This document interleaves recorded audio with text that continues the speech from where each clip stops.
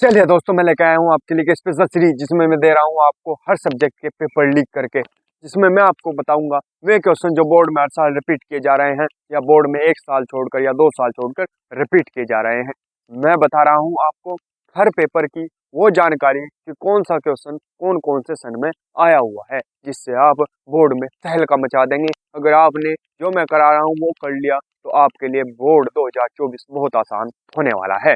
तो मैं लेकर आया हूँ फिलहाल फिजिक्स की स्पेशल सीरीज, जिसके मैंने बहुत छोटे छोटे, कोई 5 मिनट का, कोई 7 मिनट का, कोई 10 मिनट का, जो छोटे छोटे पार्ट 14 पार्ट हैं वे अपलोड कर दिए हैं। अगर आपने मैं नहीं देखे तो प्लीज जल्दी जल्दी जाइए और उन्हें देख लीजिए। अब लेके आया हूँ मैं स्पेशल सीरीज का 15वां पार्ट। इसके बाद 1-2 पार्ट और है, इससे फिजिक्स पूरी कंप्लीट हो जाएगी। तो जब 5-6 मिनट का एक पार्ट है तो ये समझ लो 2 घंटे में पूरी फिजिक्स मैंने कंप्लीट कर दी है लगभग। तो आपको अगर 14, 15, 20 पार्ट में कंप्लीट हो जाएगी ज़्यादा से ज़्यादा, तो 20 पार्ट ये कम से कम 2.5 या 3 घंटे के होंगे ज़्यादा से ज़्यादा। तो 3 या 2.5 घंटे में आपकी पूरी फिजिक्स कंप्लीट हो जाएगी। पूरी फिजिक्स का रिवीजन होने वाला है आपकी। तो चलिए आज मैं करता हूँ स्टार्ट पार्ट 15। ठीक है, 2-4 दिन में ये पूरी कंप्लीट हो जाएगी फिजिक्स। तो क्या है क्वेश्चन? द्रव द्रव्य तरंगे क्या है? ये दे ब्रोगली तरंग दैर्ध्य का सूत्र व्युत्पन्न कीजिए। क्या है? द्रव्य तरंगे क्या है? दे ब्रोगली तरंग दैर्ध्य का सूत्र व्युत्पन्न कीजिए। कौन कौन से सन में आया? 2015, 2017, 2022 और 2023 में आया हुआ क्वेश्चन है। ठीक है, तो क्या हेडिंग डालेंगे? आंसर लिख कर आंसर लिखेंगे और हेडिंग डालेंगे बड़ा सा, द्रव्य तरंगे अथवा दे ब्रोगली तरंग। द्रव्य तरंगे में तब भी यही है और दे ब्रोगली तरंगे में तब भी यही है। क्या लिखेंगे? दे ब्रोगली तरंग, दे ब्रोगली के अनुसार, दे ब्रोगली के अनुसार क्या लिखेंगे? जब भी कोई द्रव्य कण जैसे इलेक्ट्रॉन, फोटोन आदि गतिमान होते हैं तो वे तरंग की भांति व्यवहार करते हैं।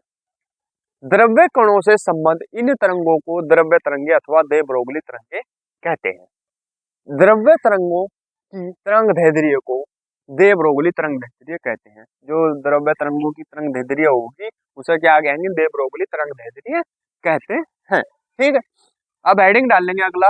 ये तो दे ब्रोगली, सॉरी, दे ब्रोगली तरंग दैर्ध्य है, द्रव्य तरंगे, ये तो डेफिनेशन होगी। अब क्या करेंगे? दे ब्रोगली तरंग दैर्ध्य के लिए सूत्र का व्युत्पन्न, जो इसने सेकंड इसमें पूछा हुआ है। ठीक है, क्या लिखेंगे?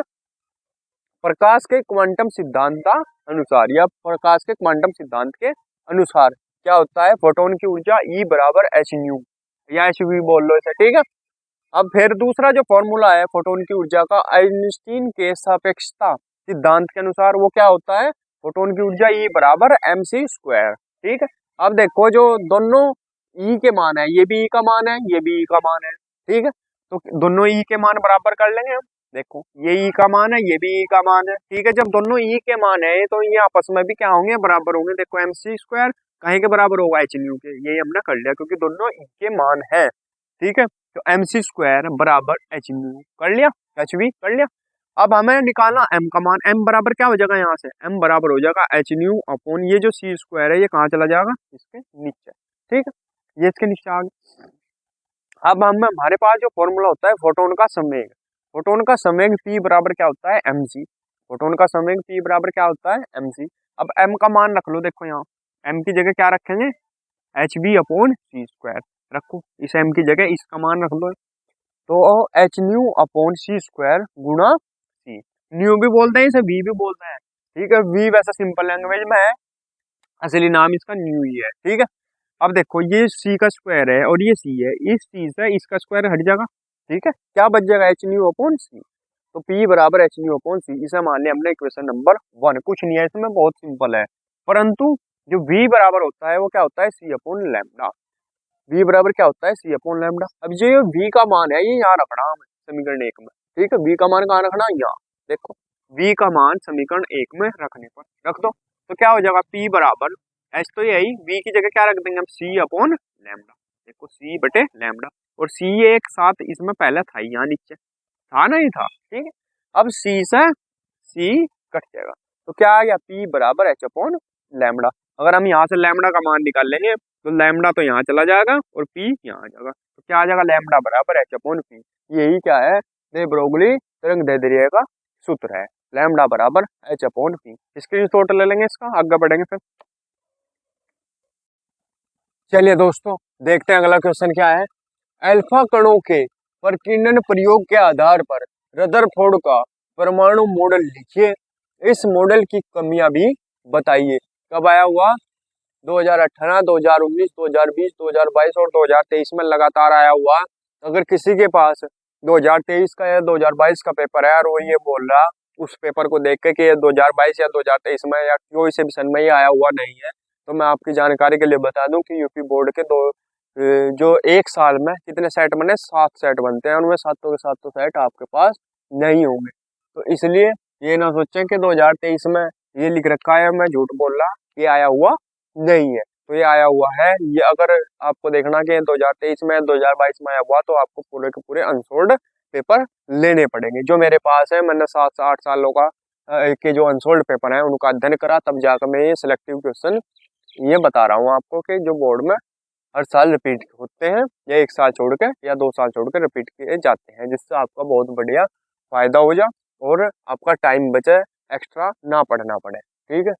और ये पर्सन ऐसे भी दे देता है, इसके साथ ये भी दे देता है R0 बराबर 14.4 जेड अपॉन वी एंगस्ट्रोम। ये क्या करना था? सिद्ध करें इसे। ठीक।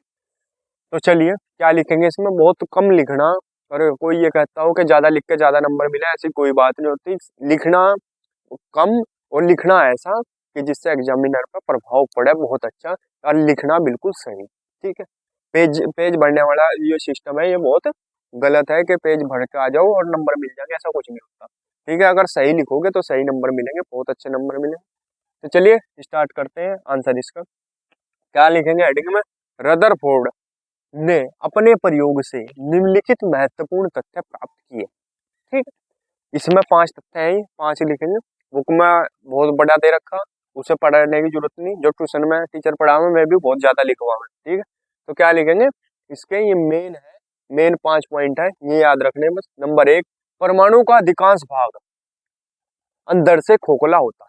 नंबर 1 क्या है? परमाणु का अधिकांश भाग अंदर से खोखला होता है। नंबर 2 क्या है? परमाणु का संपूर्ण धनावेश परमाणु के अंदर एक छोटे से स्थान पर केंद्रित रहता है। क्या? परमाणु का संपूर्ण धनावेश परमाणु के अंदर एक छोटे से स्थान पर केंद्रित रहता है। नंबर 3, परमाणु का धनावेश उसके केंद्रीय भाग के एक अति सूक्ष्म स्थान से संकेंद्रित रहता है, जिसे नाभिक कहते हैं। परमाणु का धनावेश उसके केंद्रीय भाग के एक अति सूक्ष्म स्थान से संकेंद्रित रहता है, जिसे नाभिक कहते हैं। नंबर 4 क्या लिखेंगे? कूलाम के नियम से रदरफोर्ड ने विभिन्न कोणों पर प्रकीर्णित होने वाले कोणों का परिकलन किया, करके पाया कि कूलाम का नियम परमाणुीय दूरियों के लिए भी होता है। ठीक है। नंबर 5 लिखेंगे, भिन्न भिन्न धातुओं के नाभिकों में धनावेशों की मात्राएं भिन्न भिन्न होती हैं। तो देखो कितना आसान टॉपिक है, 5 पॉइंट ही याद रख लिए, क्योंकि अगर आपने ज्यादा याद करा तो याद कुछ, ये मेन टॉपिक तो याद रहने के नहीं, तो फायदा क्या होगा वहां लिख के। ठीक है। तो ये मेन टॉपिक है, बस यही याद करने, यही लिखने।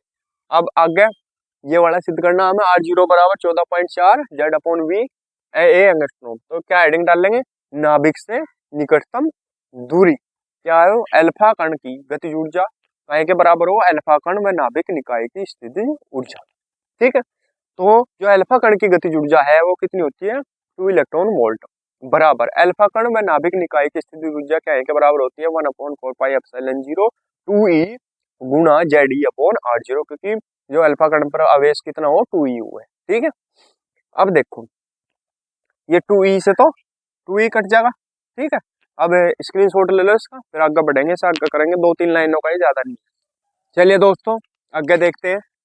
ठीक है। यहाँ तक तो कर लिया था, 2e से 2e कट गया था, तो v बराबर क्या बच जाएगा? देखो v बराबर 1/4πε0 जेड ई अपॉन R0, ये तो बच जाएगा।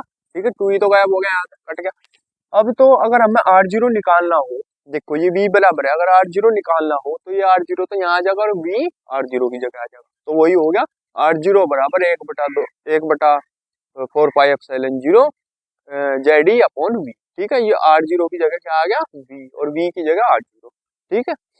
तो R0 बराबर क्या हो जाएगा? देखो जो इसका मान हो 1/4πε0 जीरो का कितना होता है, कितना हुआ है मान इसका 1/4 पाई जीरो का जो मान होता है वो होता है 9 गुणा 10⁹ 9। ठीक है, ये मान रख दिया हमने इसका। ठीक, 9 गुणा 10⁹ 9। अब क्या बचा, Z/V तो हमें प्रूफ करने, तो Z/V को तो अलग कर दिया। अब क्या बचा, Z भी गया V भी गया और इसका मान हमने रख दिया। क्या बचा E का मान कितना हो, E का मान होता है 1.6 गुणा 10⁻⁻19। तो E की जगह हम E का मान। ठीक है, देखो अब एक बार और ध्यान दें, 1/4 पाई है, इसका मान कितना हुआ है 9 गुणा 10⁹ 9, 9 गुणा 10⁹ 9 ये रख दिया, इसकी जगह ये खत्म हो गया। अब क्या बचा ई बचा, ई का मान कितना रख दिया 1.6 गुणा 10⁻⁻19। अब क्या बचा जेड और वी तो हमने लिखना ही ऐसे ही क्योंकि प्रूफ करना। ठीक है, अब देखो तो R0 बराबर ये जो 19 की 9 में गुणा करेंगे, 19 में कितने हुए हैं 144। हमेशा जब भी पॉइंट को गुणा करो अगर सिंपल है तो उसमें क्या करो पॉइंट मान लो ना कि ये पॉइंट है, इसे क्या मान लो कि ये 16 है, पॉइंट नहीं है इसमें। ठीक है, तो इसकी डायरेक्ट इसमें गुणा कर दो और जितने अंकों के बाद पॉइंट हो उतने अंकों के बाद फिर पॉइंट लगा दो। मान लिया 16 में 144, पॉइंट कितने के बाद है एक के बाद पॉइंट लगा दे, 16 में 144 यानी 14.4। ठीक है, गुणा अब ये 10 की पावर कितनी है प्लस के 9 और ये 10 की पावर माइनस के 19, तो ये माइनस के और ये प्लस के, तो कितने बचे इन्हें दोनों घटा के 10 बच जाएंगे माइनस के 10 की पावर माइनस के 10 माइनस। ठीक, Z/V ये ऐसा का ऐसा ही। ठीक है, अब जो 10 की पावर माइनस के 10 है इसे क्या लिखा है एंगस्ट्रॉम, तो वही लिख दिया हमने R0 बराबर 14.4 Z/V, इसकी जगह क्या लिख दिया एंगस्ट्रॉम। यही क्या करना था हमें सिद्ध करना था, प्रूफ करना था। ठीक है, तो स्क्रीनशॉट ले लो इसका, फिर फटाफट इसकी कमियां करेंगे, 2-3 कमियां हैं, ज्यादा नहीं है, बहुत आसान। चलिए दोस्तों देखते हैं आगे क्या है रदरफोर्ड परमाणु मॉडल की कमियां। क्या लिखेंगे, नंबर 1 परमाणु के स्थायित्व के संबंध में क्या लिखेंगे, इसमें नाभिक के चारों ओर विभिन्न कक्षाओं में घूमते हुए इलेक्ट्रॉनों से भी विद्युत चुंबकीय तरंगों का उत्सर्जन लगातार होना चाहिए। इस प्रकार इलेक्ट्रॉनों की ऊर्जा का ह्रास होने से उनके बढ़ते मार्ग की त्रिज्या लगातार घटती जानी चाहिए और अंत में इलेक्ट्रॉन नाभिक में गिर जाने चाहिए। इस प्रकार परमाणु अस्थायी नहीं रह सकता है। ठीक, अगला नंबर 2 रेखीय स्पेक्ट्रम की व्याख्या करने के संबंध में, तो क्या कहा रदरफोर्ड का जो परमाणु मॉडल है वो क्या रेखीय स्पेक्ट्रम की व्याख्या करने में असफल रहा। ये रदरफोर्ड परमाणु मॉडल की 2 कमियां थी। ये पार्ट हमने कंप्लीट कर लिया है। अगर वीडियो अच्छी लगी हो तो प्लीज वीडियो को लाइक कीजिए, कमेंट कीजिए और हमारे चैनल को सब्सक्राइब कीजिए। मिलते हैं अगले पार्ट में, तब तक के लिए धन्यवाद।